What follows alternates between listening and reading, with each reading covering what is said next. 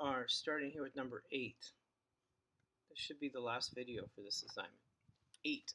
So these are all review questions. So 8, 9 is, can you take the derivative of a function? So I look at number 8, I look, okay, 2x.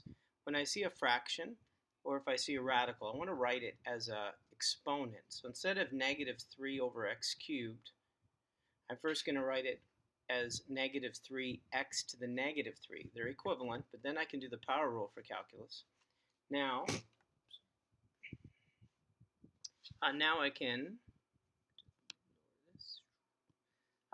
take the derivative of the power rule. So the derivative of 2x is 2. Negative times the negative is plus 9. Subtract 1, be careful. Then there's no need to write that any better. Number 9. So again, we are going to learn something called the chain rule, but because we don't know the chain rule yet, we can do some basic algebra here. So before I take the derivative, I'm just going to expand it. So 2x plus 3 squared. So if I expand it, it's 4x squared. 6x and 6x are 12x. And then 3 times 3 is 9. Then when I take the derivative of this, 2 times 4 is 8. And it's x. Derivative of 12x is 12. And you have the answer.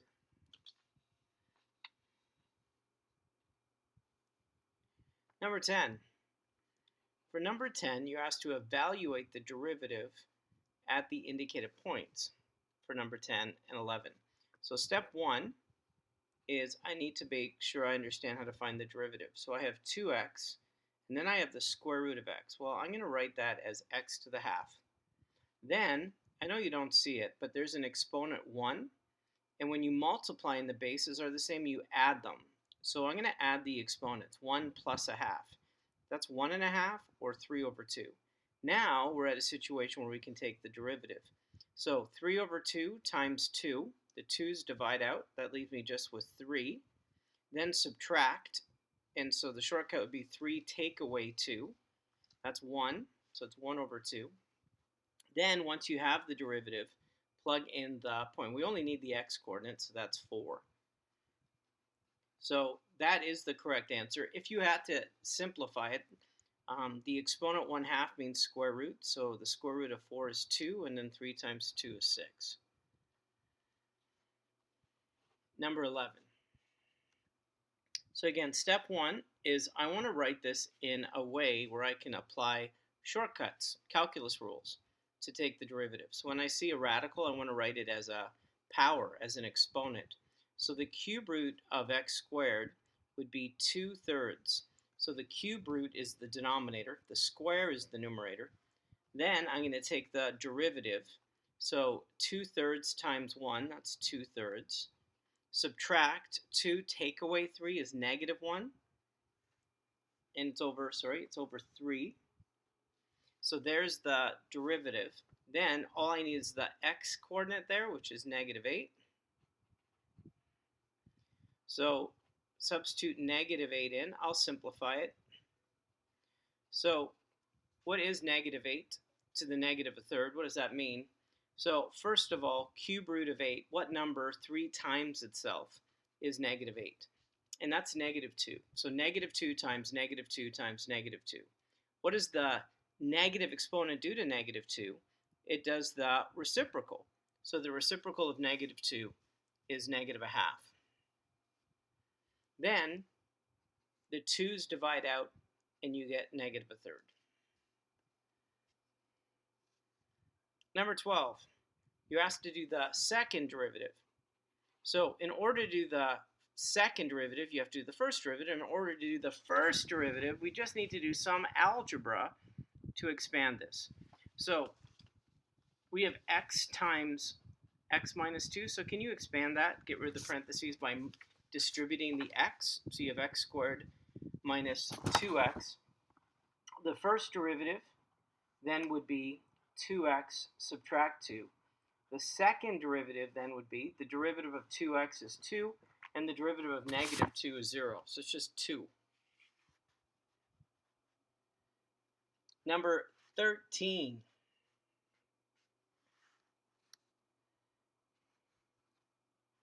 And they did use this notation, so I can definitely use this notation for the second derivative. Number 13.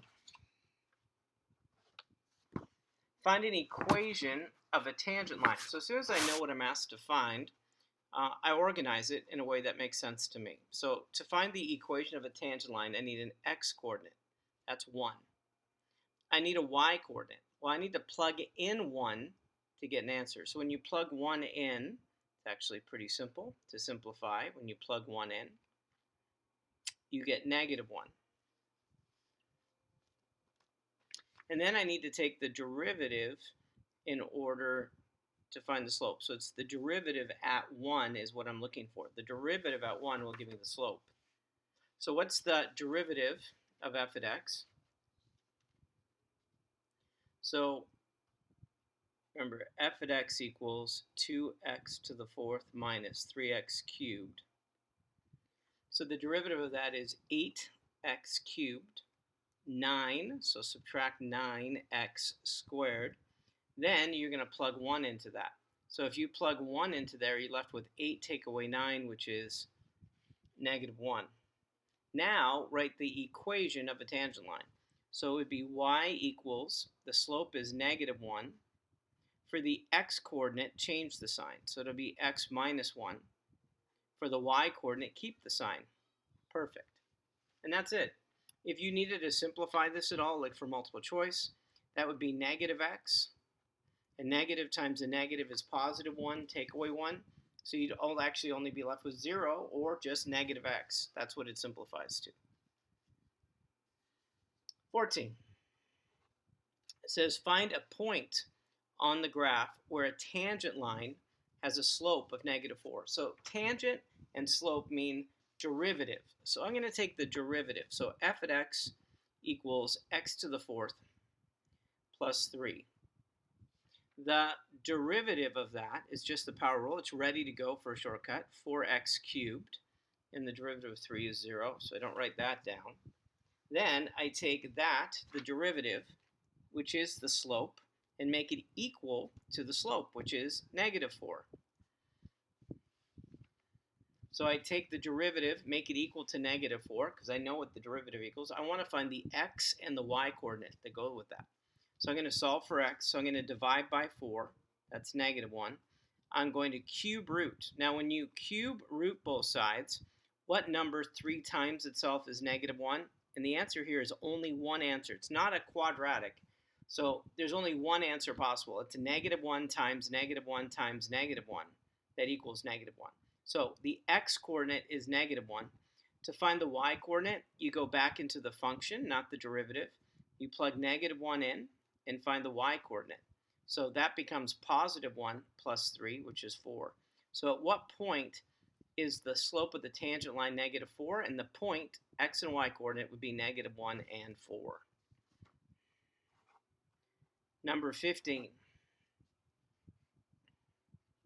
It says find the x values of the function where it's not differentiable. And then for 15, give a reason why it's not differentiable. So let's look at this. So it's a piecewise. So a few things I'm looking at. One thing I'm looking at is continuity. And then the other thing I'm looking for is any sharp turns or corners or cusps. So it's continuous, but the derivative from the right does not match the one from the left.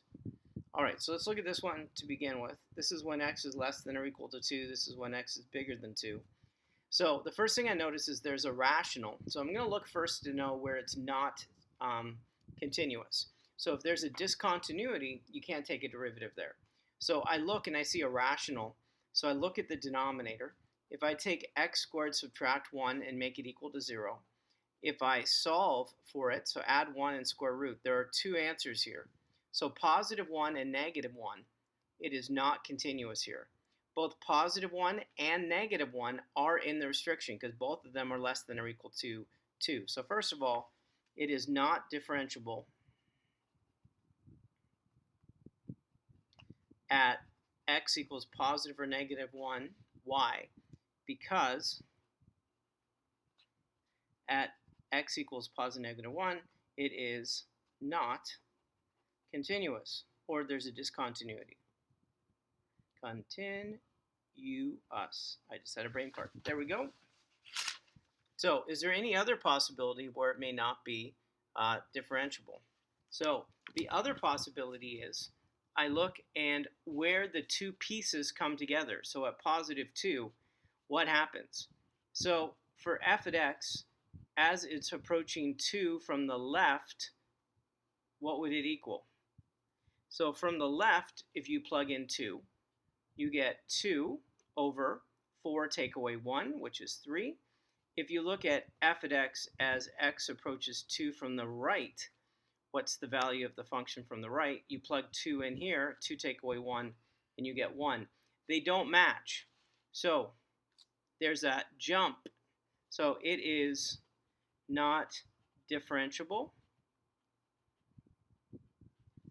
at x equals 2 because there is a jump. And then you can write down what that means mathematically.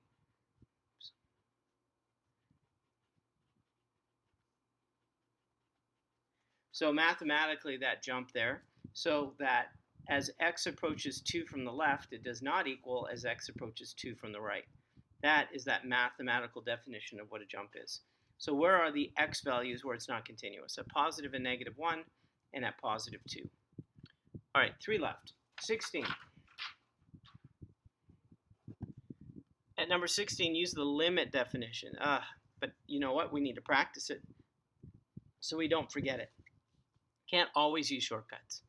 So use the limit definition of the derivative to find the derivative of f of x. And so we're going to use and now we don't have an x value, so we're not using the shortcut here. So to find the derivative, it's the limit as x as h approaches 0. I wonder if you remember the setup. So first, you plug in x plus h and use parentheses. So take out an x, put in x plus h, put in an x, take out the x, put in x plus h, and use parentheses. Subtract, parentheses. Now just put in the function f of x, and then that's all over h. So there's the setup. Now the algebra to find the derivative. So don't lose the limit notation until you actually substitute 0 in. So right now, if you plugged in 0, it would be indeterminate. But we're going to simplify this so it won't be indeterminate. So let's first of all expand. So x plus h squared. If I expand it, it's x squared plus 2xh plus h squared. Then I'm going to expand the subtract sign. So it's subtract x and subtract h. And then we have subtract 3x squared plus x. Then I'm going to combine like terms. So when I combine like terms, 3x squared subtract 3x squared. 3 times 2 is 6xh. 3 times h squared. And then we have negative x and positive x. They cross out, so I still have a minus h on top. The next step isn't shortcuts so much better, right? The next step is to factor out the h in top. So there's a greatest common factor of h. That's 6x plus 3h minus 1 when you factor out an h from each term. Then the h's divide out. Now we can leave the limit notation. So now plug in 0 for h, and you get 6x subtract 1. And there's the derivative. And you can see, is that right? Well, look here. Follow the shortcut. 2 times 3, 6. X, take away 1, perfect. The derivative of negative x is negative 1. So with shortcuts, we can double check to make sure we did the limit definition correctly.